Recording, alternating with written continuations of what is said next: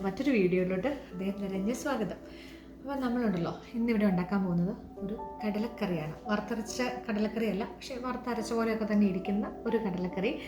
നല്ല അടിപൊളി കടലക്കറിയാണ്. നിങ്ങളെല്ലാവരും ഇതൊന്ന് പരീക്ഷിച്ച് നോക്കണം, എല്ലാവർക്കും ഇഷ്ടപ്പെടും. അപ്പോൾ നമുക്ക് വീട്ടിലോട്ട് പോകാം.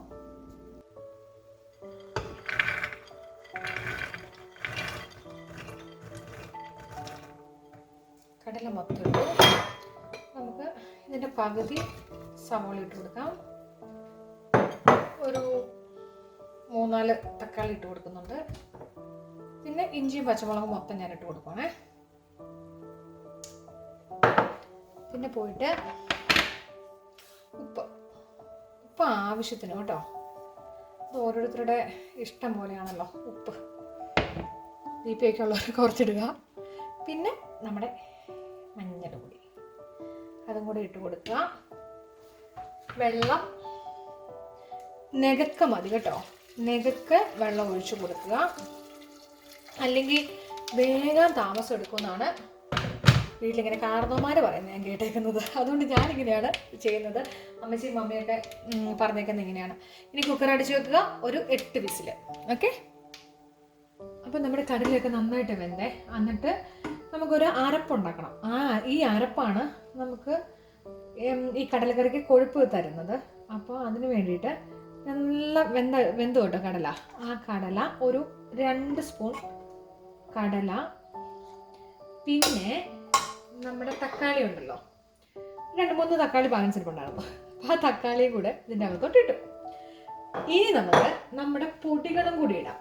അതിൻ്റെ അകത്ത് ഒരു 2 ടീസ്പൂണാണേ മല്ലിപ്പൊടി, പിന്നെ എരിവ് പോലെ കേട്ടോ ഞാൻ എന്തായാലും 1 ടീസ്പൂൺ കാശ്മീരി മുളക് പൊടി ഇടുന്നുണ്ട്. പിന്നെ ഒരു 1/4 ടീസ്പൂൺ എരിവ് പോലെ ഇടാം കേട്ടോ. ഞാനൊരു ഇത്ര ഇടുന്നുള്ളൂ. നമ്മുടെ എരിവുള്ള മുളക് പൊടി ഉണ്ടല്ലോ, അതും കൂടെ ഇടുന്നുണ്ട്. ഇത്രയും ഇട്ടിട്ട് ഞാൻ മിക്സിയിൽ അടിച്ചെടുക്കാൻ പോവാം. നല്ല പേസ്റ്റ് പോലെ അടിച്ചെടുക്കാൻ പോവാം. അപ്പോൾ നമുക്ക് നല്ല പേസ്റ്റ് പോലെ ഇത് അരഞ്ഞ് വെച്ചിട്ടുണ്ട്. ഇനി ഒന്നുമില്ല, ഇനി നമ്മൾ ചട്ടി അടുപ്പത്ത് വയ്ക്കുന്നു, വാനടിച്ചിരിക്കുന്ന സവോള വഴറ്റുന്നു, ഈ കൂട്ടങ്ങോട്ട് ഇടുന്നു. ഇത് നമ്മുടെ വേവിച്ച് വെച്ചേക്കുന്ന കടലയും ഒരു ഇച്ചിരി വെള്ളം വേണമെങ്കിൽ ഇത് കഴുകിയെടുക്കുന്ന വെള്ളം കൂടെ മിക്സ് ചെയ്യുന്നു. നല്ലതായിട്ട് തിള വന്നു കഴിയുമ്പം ഒരു ഇച്ചിരി ഗരം മസാല പൊടിയും കൂടി ഇട്ട് കഴിഞ്ഞാണ്ടല്ലോ സംഭവം അടിപൊളി. ചട്ടി നന്നായിട്ട് ചൂടായി കഴിഞ്ഞപ്പോൾ ഞാൻ എണ്ണ ഒഴിച്ചിട്ടിട്ടുണ്ട്. പക്ഷേ ഒരുപാട് എണ്ണയൊന്നും ഒഴിക്കണ്ട കേട്ടോ. നിങ്ങൾ എണ്ണ കൂടുതൽ ഉപയോഗിക്കുന്നവരാണെങ്കിൽ കൂടുതൽ ഒഴിക്കാം. ഇത് ഒരു 2 ടേബിൾ സ്പൂൺ എണ്ണ ഒഴിച്ചിട്ടുണ്ട്. ഇനി എണ്ണ ചൂടായി കഴിയുമ്പോൾ ഉണ്ടല്ലോ കടുക് ഇട്ട് കൊടുക്കുക. കടുക് ഓപ്ഷണലാട്ടോ, വേണമെങ്കിൽ ഇട്ടാൽ മതി. കടുക് ഇടുവാണേ.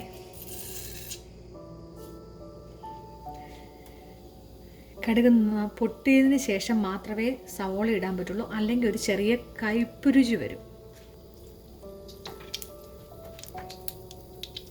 കടുക് പൊട്ടി തുടങ്ങി. ഇനി നമുക്ക് നമ്മുടെ ബാക്കി ചെയ്യുന്ന സവോള ഉണ്ടല്ലോ അത് കൊടുക്കാം.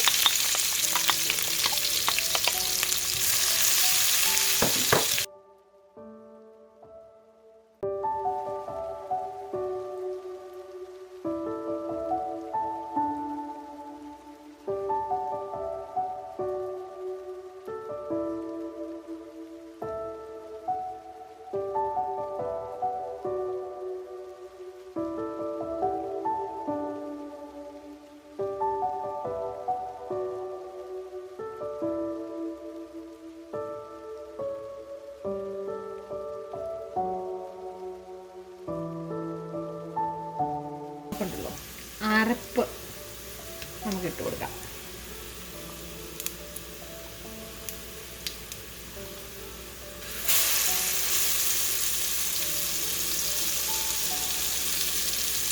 ഇവിടെ നമുക്കൊരു ഇച്ചിരി സമയം എടുക്കാൻ വഴിയുണ്ട്. കാരണം ഈ അരപ്പ് നല്ലതായിട്ട് മൂത്ത് കിട്ടണം.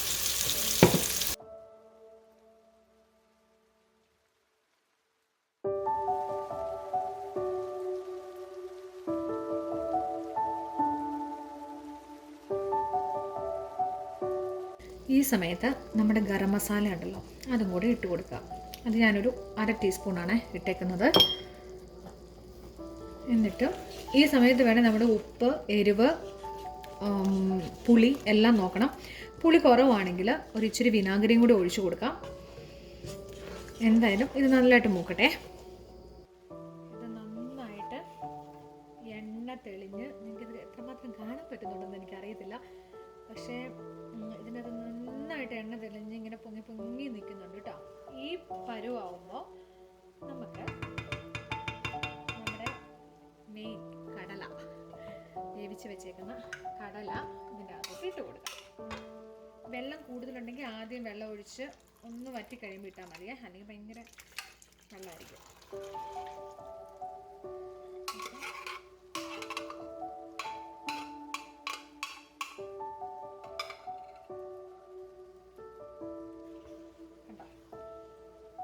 എല്ലാം ഇട്ട് കൊടുത്ത് വെള്ളം വരണം. എന്നിട്ട് വെള്ളം കൂടുതലുണ്ടെങ്കിൽ ഇപ്പം എനിക്ക് സത്യം പറഞ്ഞാൽ ഇത് ആവശ്യത്തിന് വെള്ളമേ ഉള്ളൂ, എനിക്കൊരു ഇച്ചിരി കൂടെ വെള്ളം ഒഴിച്ച് കൊടുക്കാമെന്ന് തോന്നുന്നു. എന്തായാലും ഒന്ന് തിളക്കട്ടെ.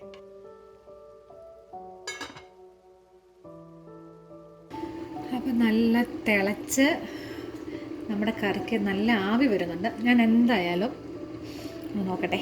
നല്ല മണമൊക്കെ വരുന്നുണ്ട് കേട്ടോ. സൂപ്പർ. ആ മണം കേൾക്കുമ്പോൾ തന്നെ നമുക്കറിയാം നമ്മുടെ കറി അടിപൊളിയായിരിക്കും. യെസ് ആണല്ലോ. കണ്ടോ, നല്ല തിളച്ച് നല്ല പാകത്തിന് ആയിട്ടിരിപ്പുണ്ട്.